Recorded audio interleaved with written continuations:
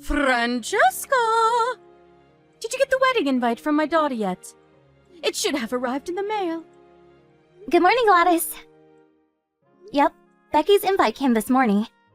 2 months on Saturday, right? Have you seen the venue? I bet you were surprised when you found out she's getting hitched at a hotel of that caliber, right? Right? Yeah, I gotta admit, I wasn't expecting that. I heard a few celebrities got married there recently.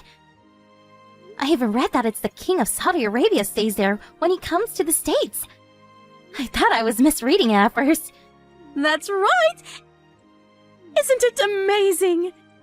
It really is. I can't wait to see what the ceremony's like. My Becky outdid herself this time. She really is incredible. I always knew she ended up bagging herself a rich, high-spec guy. We're finally moving into the upper echelon of society, my dear. And this wedding is where our ascent begins. We're going to the moon, baby! I couldn't be more proud of my amazing daughter. Her big brother might have failed miserably, but she more than makes up for it. Failed miserably? Just to clarify, you're talking about my husband, aren't you? Of course. Sean's my only son. Who else would I be talking about? Right, I thought so. I still have no idea why he married someone like you. I've been racking my brains over it since the day I met you. And I've accepted that I'll probably never understand. Love makes people do the craziest things. Lovely. Thanks for that. It's such a waste to think he graduated from one of the most prestigious colleges in America and works for a major global company. But the best wife he could find was a broke loser raised by a single mum. It breaks my heart. It really does. It's obvious you were only ever after his money. You couldn't be more wrong, Gladys. I love Sean for who he is. I'd still be his wife if he worked at Walmart. The money is incidental. I'm sure Becky feels the same about her husband, too. I wonder. You may be too wet behind the ears to have realized this, but women tend to be more calculating than men. Not that it's wrong for money to be a priority when choosing a partner. That's not a gender thing. It's a human thing, and it's good common sense in my eyes. But please, Francesca, you can't be serious when you said you would have still married my Sean if he worked at Walmart? Oh, the embarrassment! Yes, I would. Perhaps that wasn't the best question to ask you. You can say whatever you like. Now you already have your grummy mitts on the pot of gold at the end of the rainbow. It doesn't matter, though. I know your true colors, whether you admit to them or not. In any case, I don't acknowledge you as my son's wife, and no children you bear will be part of this family. You're the cursed spawn of a single mother, and we don't need dirty poor people blood tainting our proud lineage. You do well to remember that, Francesca. Yes, I know, Gladys. You remind me almost every day. But what's wrong with being raised by a single mom? I know tons of great people who grew up without one of their parents. Everyone knows people raised by single mums are bad. Vulgar, crude people. And it's best to stay away from them and their ilk whenever possible. Now, I understand we are where we are, and that you can't help it. But you could at least go to the effort of not looking like you were dragged up from the gutter. You look more like you belong in a sleeping bag on the street than in Holy Communion with my son. And don't even get me started on your unfortunate face. Your features scream poverty from a mile off. My family, on the other hand, our faces give off an air of refinement and sophistication. Anyone would think we were aristocrats from the way we look. You're a filthy peasant at the genetic level. Oh, I almost feel sorry for you. Imagine being cursed with that face not even a broke single mother could love. People probably cross the road when they see you coming because they think they're about to get robbed or catch malaria. That's enough. Stop talking about my mom. Oh dear, is someone angry? Do forgive me. I didn't mean anything by it, darling. You know how me and you love to tease each other. Still, though, no kids after 3 years of marriage? Forgive me if this is inappropriate, but is there any chance my son's fed up of looking at your brute face every day? Gladys, this level of rudeness is totally uncalled for. Please, stop. Oh, don't be so dramatic, dear. I told you I don't mean anything by it. It's just a bit of playful teasing. It's true, though, isn't it? Can he even bring himself to look at you anymore? Take a chill pill. Careful, dear. All that stress will make you even uglier. Sorry, I have to go. I'm on my way to your mom-in-law's house now. Ah, yes, of course. You're due to see the old hag today. Be a darling and say hi to the old hag from me, would you? That is, if she hasn't kicked the bucket and started decomposing already. Oh, I'm counting on you to change your diapers, dear. Gladys, it's about your mom-in-law. It doesn't look like she's gonna be able to make it to Becky's wedding. Oh, really? Why not? Is she too embarrassed to be seen in public with her urine bag? Jesus, Gladys, was there any need for that? I'm pleased, though. It'll be a nicer day for everyone without that loudmouth interfering old hag there to bother us. Her body might be falling to pieces, but unfortunately, her mind is still sharp enough for her to be as irritating as ever. She's constantly on my case about something. I prefer to keep our meetings to a bare minimum. She's done so much for you, Gladys. How can you speak about her like this? Why is it so hard to show some respect? She's done so much for me, has she? Please, don't make me laugh. All she does is send me money. It's hardly like she goes out of her way. She'll be lucky if she even lives another 2 weeks. What use is that money to her?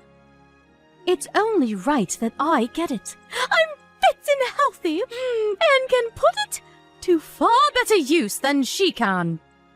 This is your husband's mother we're talking about here. What's your point? Should I prostrate myself before her and thank for existing? My husband's dead. Why should I still have anything to do with her? She should be in a home already. Why, oh, why was she so insistent she had to live on her own in that apartment block for old people? I swear my phone rings every 5 minutes with something. Please, will you come see me? I ran out of food. My potty's full. I'm sick and tired of her, and the sooner she kicks the bucket, the better. But you don't even visit her. I'm the only one who ever goes. I used to go before you did. Besides, it's your duty as my son's wife to look after my decrepit mother-in-law. I just know you're not complaining about fulfilling your duties to this family. You wouldn't do that, would you? No. Iris is lovely to me, and I'm happy to help her. Fantastic! Then keep doing it and stop talking back to me. I'm in a good mood today, so I'll let it slide. But back in my day, a wife wouldn't be stripped butt naked and forced to sleep in the yard for giving her mother-in-law attitude like this. Oh yes, I almost forgot. I do hope you're constantly reminding her how worried and concerned I am for her well-being. We don't want me getting written out of the will now, do we? Yes, I tell her. Anyway, enough of this drivel. Let's talk about something important. So about Becky's wedding. What will you be wearing? I was thinking of wearing my dress suit. Surely not the same one you wore to my cousin's wedding. Yes, that one. You silly girl. We're moving up in the world now. You can't wear that shabby pile of rags to this wedding. I advise you throw it in the trash where it belongs and get a hold of something respectable. Besides, it's a wedding, not a freaking business meeting. A woman your age should be wearing a proper dress. A dress? Okay, got it. I'll arrange something before the wedding. I imagine you'll probably rent something. But you better not show up wearing any cheap crap. We have a reputation to uphold. Trust me that people at this wedding know cheap when they see it, as do I, obviously. I'll never forgive you if you embarrass us. If you do rent, make it something expensive. Can you imagine the shame if my son's daughter showed up in a cheap pile of rags? We'll never live it down. Do not embarrass my daughter on the most important day of her life. I won't. It's easy enough to say that, but I mean it. You better not disappoint me, Francesca. You have the dress sense of a Nigerian tribesman. So I can't help but worry you'll come in something ridiculous. Relax, Gladys. I'll look the part. I promise. The last thing I want to do is embarrass Becky on her wedding day. I suppose I'll just have to take your word for it. To be honest, I'd much rather you didn't come to my daughter's wedding at all. But she insisted on having you there. You're lucky. She's a lot more tolerant towards poor people than I am. Right. Becky's great. She's always been kind to me. Her husband's family are of excellent prodigy, too. They have records of their ancestry going back to medieval Europe. They even have a coat of arms. Does your family have a coat of arms? What am I saying? Of course it doesn't. Anyway, I digress. Don't let us down, Francesca. If you show up in something cheap and tacky, I can assure you, you'll be the first taxi home. I don't care what Becky says. Hello, Francesca. Thanks for showing your face at the wedding today. Did you leave yet? Yes. I'm on my way to a place that specializes in dress cleaning. Hopefully I can get there soon enough for it not to stain. Oh, don't be silly, dear. It was just a splash of beer. You're such a drama queen. A splash of beer? You poured an entire keg over me on purpose. Right in the middle of your own daughter's wedding! There's no justification for what you just did. You're horrible. There we go with the over-exaggerations again. It wasn't on purpose, dear. I just slipped is all. Actually, I think I might have gasped in shock when I saw that cheap piece of crap dress you were wearing and spilled some beer on you by mistake. But you know what? It serves you right. I made it crystal clear. You were to rent the most expensive dress you could. This is what you get for ignoring me and showing up in peasant wear. You broke your promise. I didn't rent it. Oh? You mean you actually paid for that thing? So that's why you're running around like a headless chicken, trying to get it cleaned. How's your dress looking, dear? It's obviously cheap garbage. Why not throw it in the trash where it belongs? Wrong. You told me to come looking the part, so I went the extra mile and did just that. You looked the part in that thing, did you? Oh, the delusion! Now I've heard it all!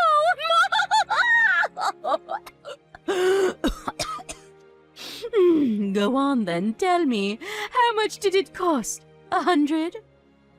Oopsie, my mistake. I forgot that $100 dress would count as high class to you. Gladys? I borrowed that dress from your mother-in-law. It's worth over $10,000. Excuse me?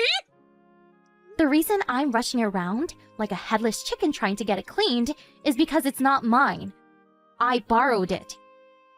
I can never afford a dress like this. My mother-in-law? You borrowed that dress from Iris? Yes, exactly. I see. Is it okay? It's not going to stain, is it? Yeah, I think it'll be okay. I still told Iris, though.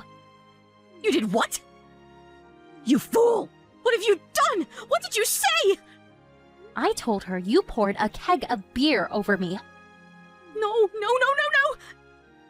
I told you, Francesca, it was an accident. I didn't pour anything on you. I slipped, that's all. It really didn't look like that to me. You've got it all wrong! Tell her I made a mistake. Set her straight this instant! No way.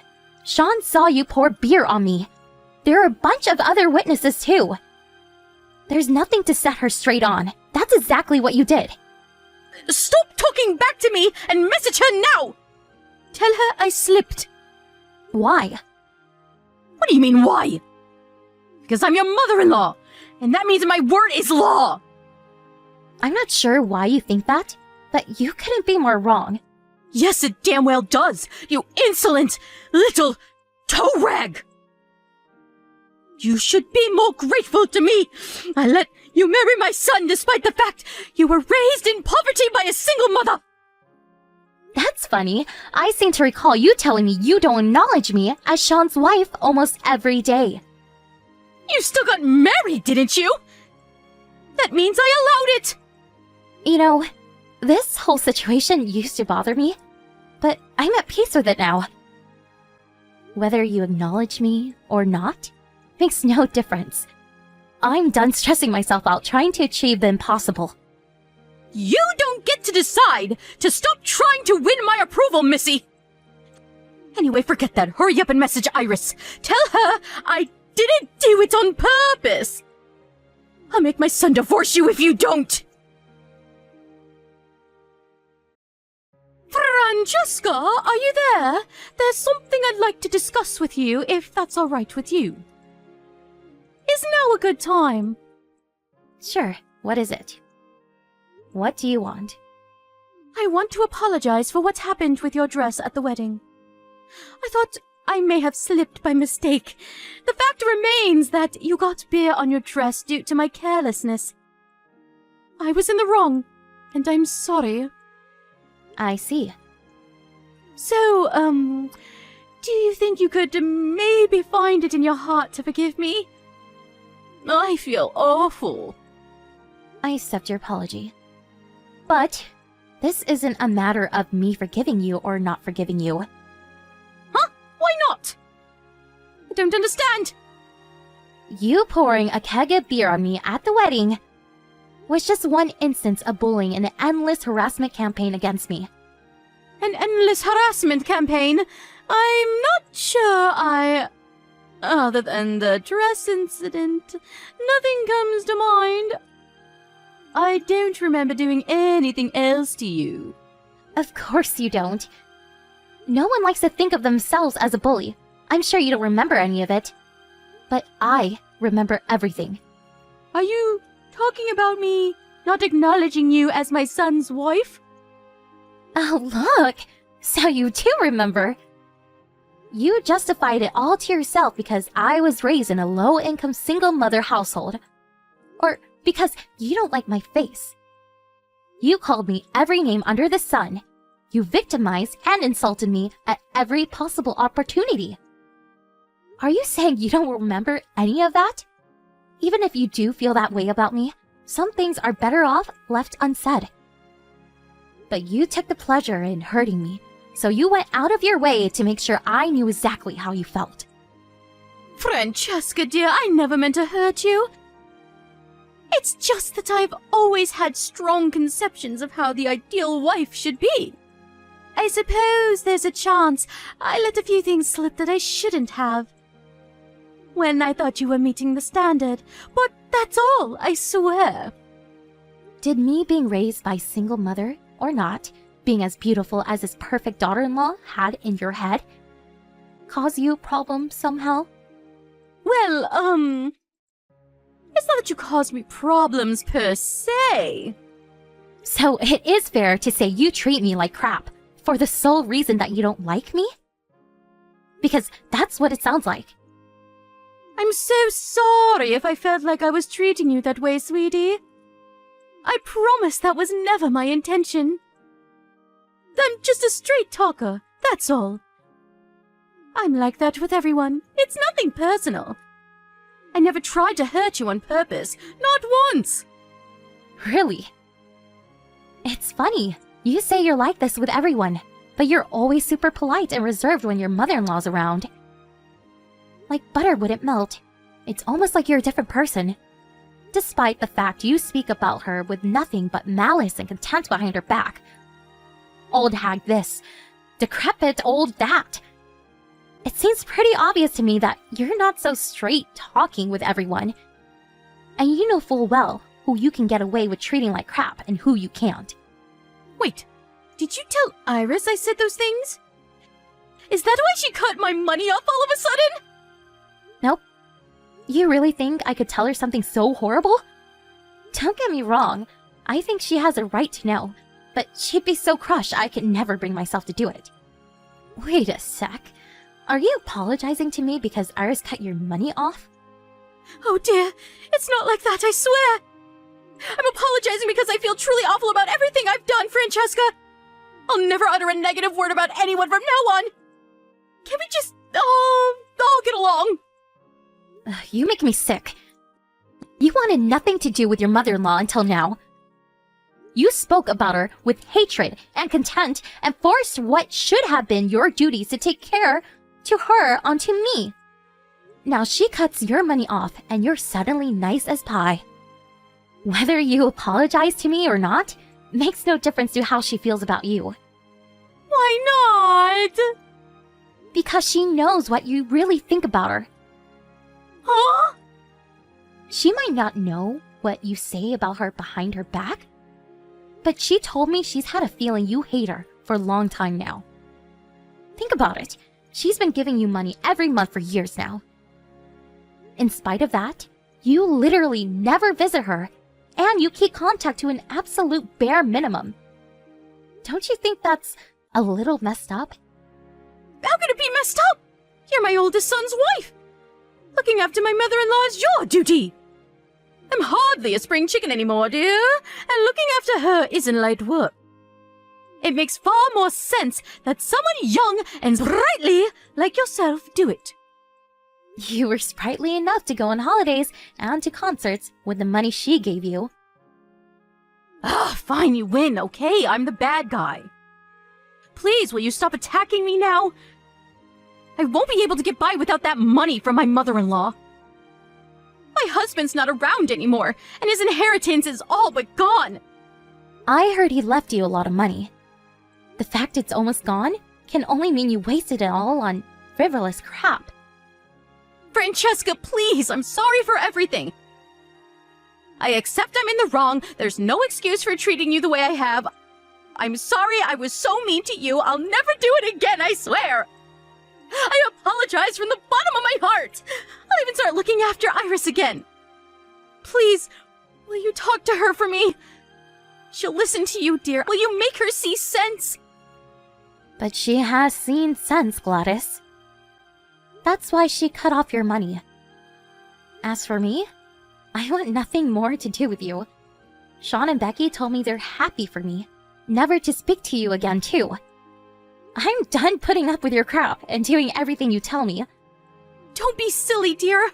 How is never speaking to me again going to work? Are you just going to blank me at every birthday and Christmas? What about weddings and funerals? Let's be mature adults about this. I'm cutting off all ties with you. And not just me either. Sean and Becky said they want as little to do with you as possible from now on. What? My own children? No, this can't be happening. They both warned you countless times to stop bullying me. But you ignored them every time. It went in one ear and out the other. They're at their wits' end with you, Gladys. You left them with no choice but to cut you out of their lives. Sean saw you pour that keg of beer over me at the wedding with his own eyes. And he said he'll never forgive you as long as he lives. Oh, this again! I apologized for that! Speak to him for me, please! I'm telling you, I'm sorry here. We're way past apologies now. You bullied, victimized, and harassed me ever since me and Sean got married. Whenever I came to visit, you made sure everyone else got to eat delicious, warm, freshly cooked food, while I got a cold plate of leftovers. I remember you even put trash on my plate once. You insulted and belittled me to no end whenever we talked over text. You even treated your own mother-in-law with contempt. I'm so sorry. You're right, I crossed the line. But I see the error of my ways. Please, darling, I'm begging you. Won't you have a word with everyone and convince them to give me another chance? You're the only one who can help me now. I'll acknowledge you as my son's wife and a part of this family. I'll never be mean to you or anyone else again. Like I said, too little, too late. Whether you acknowledge me or not makes no difference. Even if you told Sean to divorce me, he wouldn't listen to you. I realized a long time ago, I don't need the approval of the likes of you. No. How am I supposed to get by on my own? You have no idea how much I needed that money for my mother-in-law. My pension and what's left of my husband's inheritance aren't just going to cut it. I'm begging you, please give me one last chance. At the very least, please convince Iris to forgive me. If you're well enough to do things like go on expensive holidays and bully me, you're well enough to work. I advise you put that energy of yours to more productive use from now on by getting a job. I no longer acknowledge you as my family. So I appreciate if you stop thinking me as your daughter-in-law. Gladys messaged me countless times with groveling apologies after that. But she was annoying me, so I blocked her. I hope I never see her again for as long as I live. Sean and Becky told me they got a bunch of groveling messages begging them for money when she realized her mother-in-law was cutting off the financial support she'd been sending every month. But needless to say, being completely sick of their mother's disgraceful behavior, they both refused to give her a cent. I heard Gladys, begrudgingly, found part-time work after realizing it was a choice between either that or homelessness. But Becky told me she messages her every day complaining how hard it is, and lamenting the soul-crushing despair and loneliness of her new life, and her hatred towards herself for creating it. Of course, there was a time when I wanted nothing more than to win Gladys' approval. She is my husband's mom, after all. But that changed the moment I heard her talking about her aged mother-in-law like garbage. I accepted that sometimes there are people it's better not to have their approval of. And my life has been a whole lot easier ever since. My efforts to win her over were in vain and caused me nothing but stress. Cutting her out of my life was the best decision I ever made, and I don't regret it one bit. I had no idea what her life would look like from here on out. But no matter how bad things get, me and my husband have no intention of helping her. She brought this all on herself, and I think it could actually do her good to learn the hard way that actions have consequences. There wasn't anything in particular that I meant I had to carry on seeing her, so breaking things off was a piece of cake. It's amazing what a breeze life can be when it doesn't have toxic people in it. I feel blessed to be surrounded by my amazing, supportive family who genuinely want the best for me. Here's a shout out to my husband Sean, my sister-in-law Becky, and let's not forget Iris. They're the kindest people I've ever met. It's a miracle that someone like Gladys managed to raise such wonderful kids. I want to dedicate my life from here on out being there for all of them, now and forever, through thick and thin.